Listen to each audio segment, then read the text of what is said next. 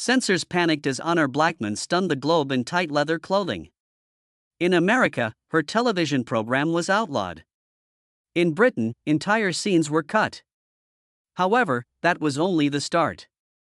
She was using actual martial arts to knock grown men to the ground behind the cameras.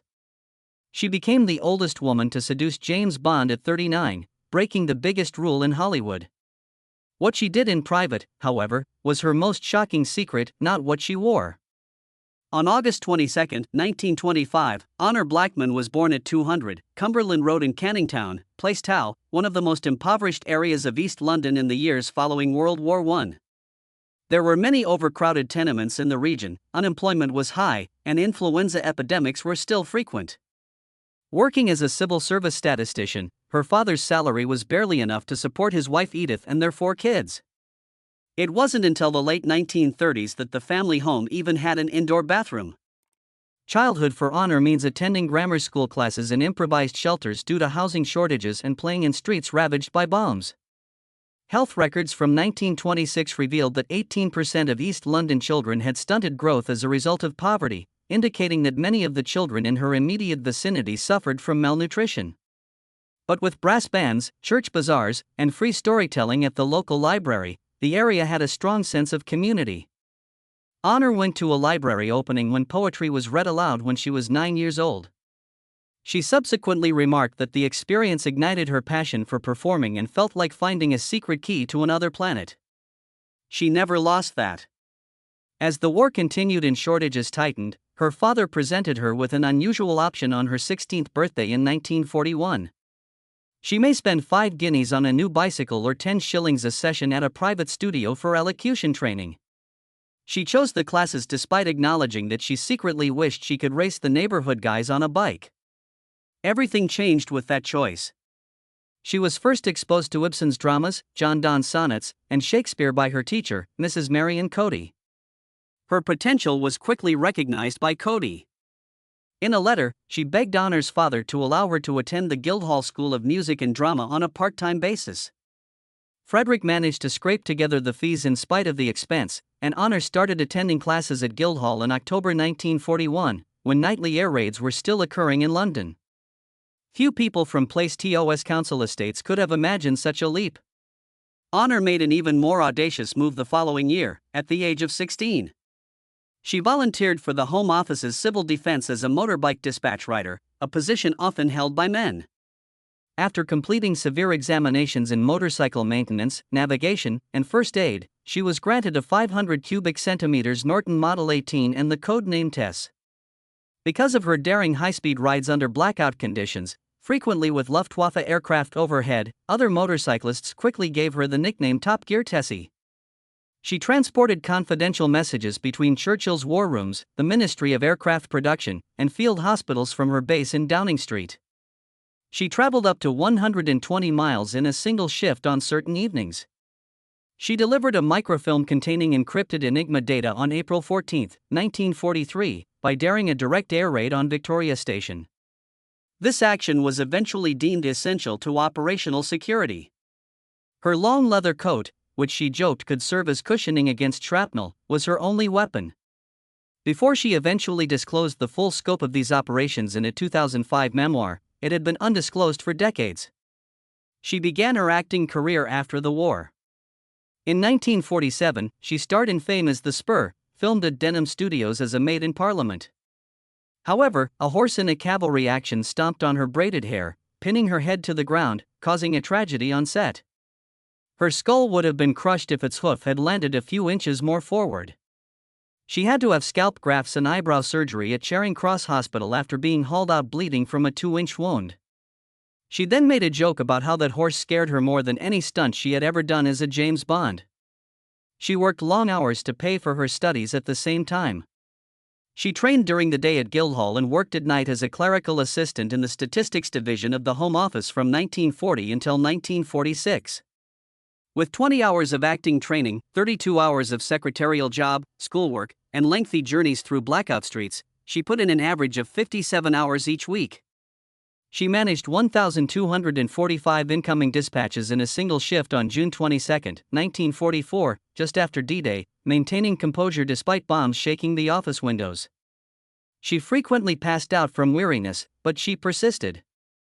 By the time she graduated from Guildhall in July 1946, she was granted a permanent post in the Home Office. She declined it in favor of a stage appearance, beginning in September as an understudy in The Guinea Pig. Her career was almost over before it ever started.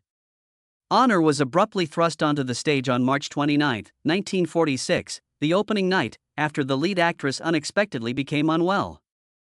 Critics saw her as remarkably poised and magnetic despite the fact that she had never spoken a word in public. Her career took off after she received major part offers in a matter of weeks. In 1950, she became a member of the elite organization's youth company at Pinewood Studios, which is commonly referred to as the Charm School. Young actors were promised a career in film, but the reality was harsh. Studio officials controlled almost every move she made, and she only made $10 a week while well-known performers made $100. The strain became so great that she spent 3 weeks in the hospital in 1954. With extreme nervousness. She gave standout performances in movies like Quartet, 1948, and So Long at the Fair, 1950, in spite of the setbacks, and she finally resigned from her position in 1958 to regain control of her career. Her biggest breakthrough came on television in the early 1960s. She insisted on doing her own battle scenes while playing Kathy Gale in The Avengers, but during rehearsals, her pants kept tearing. She had to conceal herself with a stage prop after shedding an embarrassing tear. In order to address the issue, designer Michael Whitaker produced a leather jumpsuit that was both stylish on film and robust enough for fighting. Her legendary look, which subsequently inspired a pop record about her kinky boots, was created by the black and white filming, which made the dark green leather appear black. She trained at Butterquay in London in order to get ready for the part. Europe's oldest judo club. She trained 5 days a week under Sensei Masaki Satake, picking up skills like Osatagare and Kosotagake. She also obtained a brown belt in just 2 years, which was an incredible accomplishment for a woman at the time. Her realistic on-screen throws and holds established a new benchmark for action scenes, inspiring later female action actors like Scarlett Johansson and Sigourney Weaver.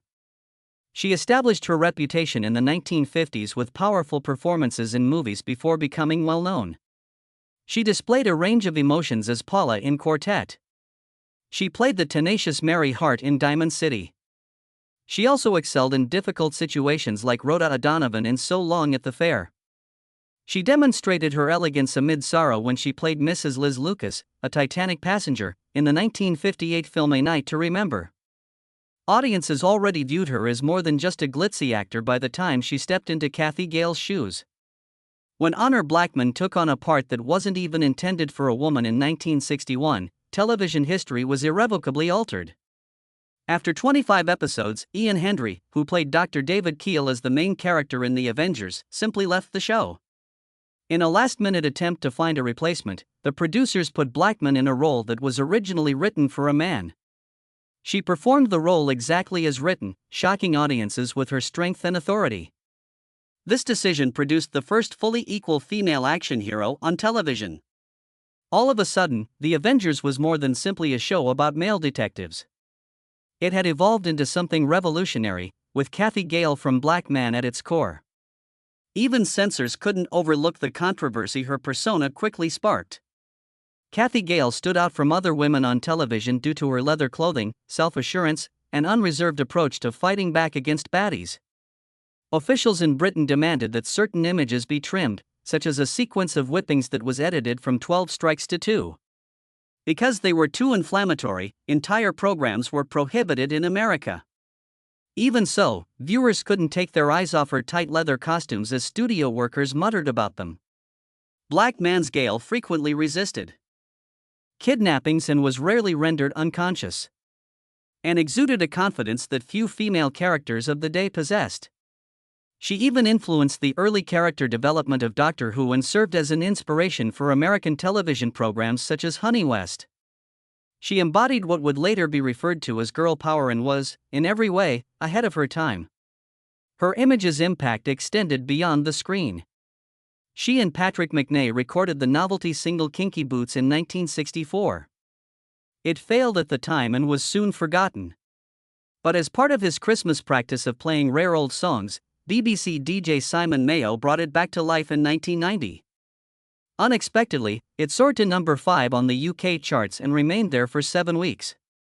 At just 1 minute and 37 seconds, the song was among the quickest to ever reach the top 5. The oddball duet eventually became popular after 26 years. Her leather outfits were not merely a fashion accessory. They were a result of necessity. Blackman insisted on performing her own battle scenes, having trained in judo at the Butterquay Club in London since 1961. The throws, flips, and falls she did on the concrete studio floors were too intense for regular clothing. The wardrobe crew had to figure out how to fix the ripped trousers and split skirts. Michael Whitaker, a designer, made a leather jumpsuit that was fashionable and long-lasting. The green leather looked sleek and dark on black and white displays, giving Cathy Gale a distinctive appearance. Her boots became a national fad, and the ensemble set fashion trends throughout Britain. Blackman took her role so seriously that she went on to write a book on self-defense. There were risks associated with the show behind the scenes. There were no safety mats or padding on the concrete studio flooring at ABC's Teddington location. Blackman put herself in danger because she was determined to do her own stunts. She landed awkwardly during one sequence and sustained injuries severe enough to leave her off balance for several weeks. Concerned about insurance issues and the possibility of losing its celebrity, the production team kept the incident under wraps. Blackman later acknowledged that she had chronic pain from frequently striking the hard surfaces. Uncomfortable attention was another aspect of her celebrity. A sackful of fan letters arrived, almost all of it from men. Explicit fantasies were found in many letters. Some people were entering unsettling areas that needed police intervention. The company had to intervene to safeguard her when some fans attempted to find her home address.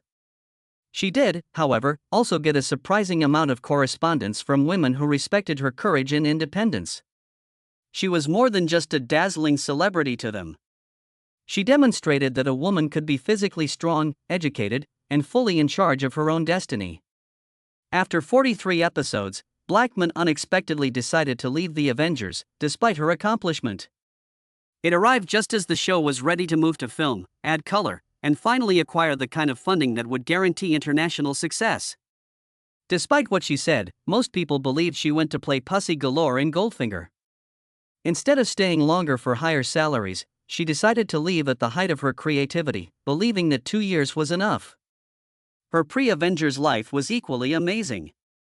She was born on August 22, 1925, in Plaistow, one of the toughest areas of East London, and until the late 1930s, she lived in a house without an indoor bathroom. Her father made barely enough money as a civil service statistician to provide for the family. In the region, malnutrition was widespread, and by 1926, about 18% of children had stunted growth. After hearing poetry read aloud at a neighborhood library when she was 9 years old, Honor discovered that reading and performing were her escapes. Her father gave her an odd choice on her 16th birthday in 1941, either elocution lessons or a new bicycle. The lessons were chosen by her. A choice that transformed her life. She soon found herself studying at the Guildhall School of Music and Drama after being introduced to Shakespeare and Ibsen by her tutor. She also accepted a covert wartime position as a motorcycle dispatcher, delivering messages between Churchill's war offices and hospitals while avoiding bombings.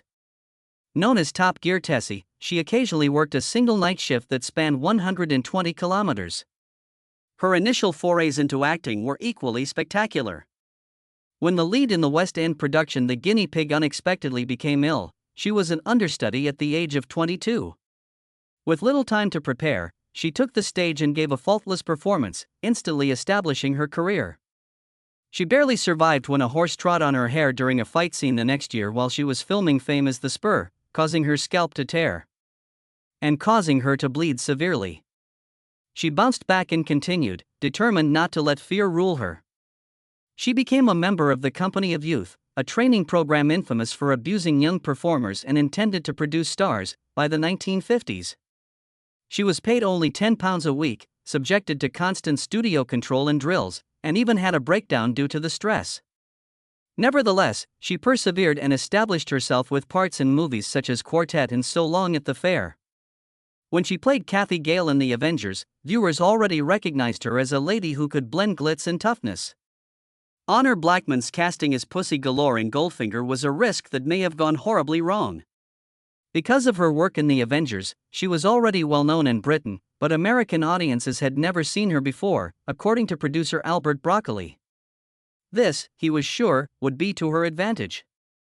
Americans would see a stunning new talent who might rival James Bond in strength and humor, while British audiences already liked her leather-clad, judo-throwing Kathy Gale. Broccoli placed a wager on a black man's genuine martial arts abilities and dominating presence rather than recruiting a well-known American lady as is customary in Hollywood. That choice contributed to Goldfinger's success on a global scale. Another unwritten rule in Hollywood was broken by black guys. She was the oldest actress to play a Bond girl at the time, being 39 years old and 5 years older than Sean Connery. Because her character was a pilot, she never liked the Bond girl label. In charge of her own flying crew. Her purpose was not to be a pretty background. She possessed skill, authority, and life experience. Her age gave the part a gravitas and confidence that a younger actress would not have been able to provide. Additionally, it added a special tension to her scenes with Connery. The character's name was controversial as well. American censors forbade Pussy Galore from appearing in numerous newspaper advertisements or trailers because they thought it was so startling. She was frequently referred to by marketers as Miss Galore or just Goldfinger's pilot. After some brief deliberation, the producers decided to stick with the original moniker. In order to observe the American interviewers' wince, Blackman herself leaned into the debate, frequently using the name live on television. In addition to her physical prowess, her role was noteworthy for its presence. With the help of expert teachers Douglas and Lorna Robinson, Blackman had undergone extensive judo training for The Avengers. Because of her expertise, the filmmakers changed some of the script to depict Pussy Galore as a fighter. She actually threw Sean Connery to the ground in one well-known moment. She truly stunned him with legitimate judo skills, which is uncommon in Bond movies till that time. It wasn't a stunt double. The way Bond women were portrayed was altered by this blend of bravery, strength, and maturity. The black man said she had never been a bimbo and never would be, rejecting the notion that they should be. Unlike her predecessors Ursula Andress and Daniela Bianchi, who wore skimpy clothes, she exuded confidence and practicality to portray dominance. Within the series, she rose to prominence as a feminist icon, demonstrating that a Bond woman could be both formidable and professional. Later producers declared that she would always be regarded as a Bond icon because of her powerful influence. However, Goldfinger wasn't the only noteworthy aspect of her work. She portrayed the goddess Hera in Jason and the Argonauts the previous year, in 1963. Ray Harryhausen's innovative stop-motion animals, including as the skeletal warriors and the bronze giant Talos, made the movie iconic. She performed against later, painstakingly animated monsters, and Blackman held her own on screen, giving Hera both mystery and authority. She could only assist Jason 5 times. Reflecting how many times his sister had visited her prior to passing away, and her presence gave the movie a spooky feeling of myth and fate. She demonstrated her emotional range at the pinnacle of her career in 1965, co-starring with Gene Simmons and Lawrence Harvey. She portrayed a perceptive TV reporter who grew attached to Harvey's persona. In Industrial Yorkshire, the story examined the challenges of ambition, marriage, and treachery. Her performance received high appreciation from critics, who noted that each cast member was expertly selected. The movie demonstrated that Blackman could be equally successful in action or fantasy as well as serious drama. She also made the audacious decision to work in westerns, which placed her next to some of the biggest stars in Hollywood. She co-starred with Brigitte Bardot and Sean Connery in the 1968 film Chalaco. Blackman later acknowledged that the production was challenging, referring to Bardot as a nightmare due to her recent suicide attempt and ongoing care needs. In the movie, European aristocrats who were hunting in New Mexico ended up in Apache territory. Despite the lackluster reviews, the casting garnered media attention. She demonstrated her versatility once more in 1971 when she played the kidnapped wife of Dean Martin's elderly criminal in Something Big. She shocked spectators by playing Wait Until Dark's blind heroine on stage. Because the play was a suspense thriller, she had to perform in almost completely dark scenes, which made the audience feel as terrified as her character did. Her transformation from a strong action hero to a fragile yet resolute figure astounded critics. Later, she astonished audiences in musical theater, particularly in Petella Clark's performances of A Little Night Music, 1979, and The Sound of Music, 1981. She received great reviews for her rich and seductive singing voice despite having no professional training. The Sound of Music's London run was the biggest advance sale in British theatre history, shattering box office records. In Mr. and Mrs., directed by Noel Coward, she once again demonstrated her flexibility. She portrayed two very different characters in one night in 1968, a tragic romantic heroine and a nagging housewife. Her ability to switch between personas so completely demonstrated her remarkable versatility outside of action roles. She made it difficult to distinguish between her personal and professional lives. She co-starred with Maurice Kaufman, her second husband, in the international tour of the farce Move Over, Mrs. Markham. Despite their 1975 divorce, they stayed close friends and even carried on working together. They frequently went on tour with their two kids, which created a unique family dynamic in the entertainment industry. Blackman made a new comeback in the 1990s to appeal to a younger audience in the sitcom The Upper Hand. She portrayed the glitzy, flirty, and delightfully talkative older woman Laura West. She demonstrated that she still had star power far into her 60s when the 94-episode series ran for 7 seasons from 1990 to 1996. During a period when the majority of actresses found it difficult to secure roles after middle age, Blackman emerged as one of the most iconic figures on British television, demonstrating how age could be depicted as a freedom rather than a limitation. In 1946, Honor Blackman married businessman Bill Sankey at the age of just 21. And initially, it appeared to be the start of a promising future. However, the 12-year-old man quickly showed a side that made her life feel less like a partnership and more like a prison. In disturbing ways, he reminded her of her own father. And what started out as love swiftly gained control. Sankey had a fixation with jealousy.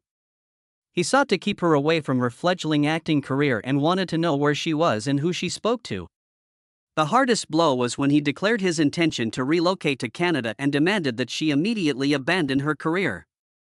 The next thing she learned almost broke her. Through what were later characterized as dishonest business methods, Sonk had been surreptitiously depleting her bank accounts. She put up with the oppressive marriage for 8 long years until it ended in 1954. The harm had already been done by that point. She was left so broken that she had to be admitted to the hospital after experiencing a total nervous breakdown. In the 1950s, there was a great deal of stigma associated with mental health, and hardly anyone discussed it publicly. However, she dedicated herself to years of therapy when she was discharged from the hospital. Therapy sessions became her lifeline as she quietly rebuilt herself during a period when most public people would have concealed such difficulties. They taught her how to set boundaries, spot manipulation, and defend her self-esteem. Before she could even consider trusting someone again, a long period had passed. However, she later used those difficult lessons to help her portray the courageous and strong Kathy Gale on The Avengers. She was 37 years old and eager to start afresh when she wed actor Maurice Kaufman in December 1961. It appeared to be the connection she had always desired at first. They were aware of one another's worlds, even making appearances together in theater plays like the 1971 thriller Fright. But there was anguish behind the scenes. Doctors told them they couldn't conceive together, despite their intense desire to have children. This news was terrible during a time when infertility was a major source of shame. They decided to adopt after giving it a lot of thought. In 1967, their daughter Lottie was born. Barnaby came next in 1968. Honor gave her all to motherhood, juggling a demanding parenting schedule with her global career, and frequently using a series of au pairs while filming. Later on, she said that she thought that nothing was ever good enough. She was resolved to avoid reliving the shadow of her own early years. Despite the happiness the kids gave, the marriage became tense. At the same time as Honor's career was taking off with the Avengers and Goldfinger, Kaufman's was stalling, and the contrast between her achievements and his hardships caused animosity on both sides. After 14 years of dating, they got divorced in 1975. Honor subsequently acknowledged that she felt a great feeling of failure, particularly since she had promised a safe and loving home to her adopted children. Nevertheless, she and Kaufman stayed close, and she supported him during his arduous 13-year fight with illness until his passing in 1997. She made an unexpected choice after the divorce. She decided to stay unmarried for the following 45 years. She gave the straightforward explanation that she was a timid person who liked her own company when asked why. It was unexpected to the general population, particularly considering that she had portrayed some of the most self-assured and strong female characters on film. In private, though, she had discovered via painful experience that being alone was vastly preferable to being with the wrong person. She found serenity with the decision. She never wavered in her commitment to her kids and, subsequently, her 4 grandkids, Daisy, Oscar, Olive, and Toby. She led a contented life at both her summer home in Islesboro, Maine, and her home in Lewes, Sussex. She also devoted her energies to causes that she supported, such as political campaigns and fair trade. Even if it meant defying convention, Honor was never scared to stand by her beliefs. She declined the opportunity to become a commander of the Order of the British Empire in 2002. Although many in Britain were taken aback, she clarified that it would have been hypocritical to accept. She was unable to receive an honor from the monarchy because she was a strong Republican and opposed it. Later, in 2012, she made headlines again by publicly criticizing Sean Connery. She acknowledged that during Goldfinger, she had previously found him quite alluring, but she could not forgive him for getting a knighthood while residing overseas in order to evade paying British taxes. Her remarks were incisive and intimate, stating that she no longer valued his ideals. Honor spoke up once more after Margaret Thatcher's death in 2013. She stated bluntly that Thatcher had done little to empower women, as she surrounded herself with men and disregarded possibilities to support women in politics, despite the fact that many parts of the country paid their respects. In addition, she criticized her management of unions and openly expressed her displeasure with the Falklands War, stating, "We lost men, we took injuries, and we blew up a ship." She even went so far as to say that Argentina should own the Falklands more than Britain, which many found shocking considering that 255 British soldiers had lost their lives in the war.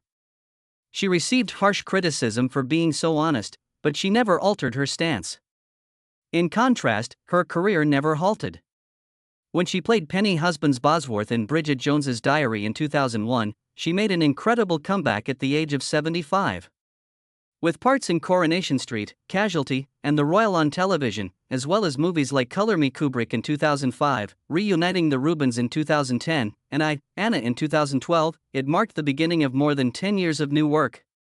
She continued to tour with her one-woman show Wayward Women, which featured songs and stories of strong women who made a difference in the world, even into her 80s.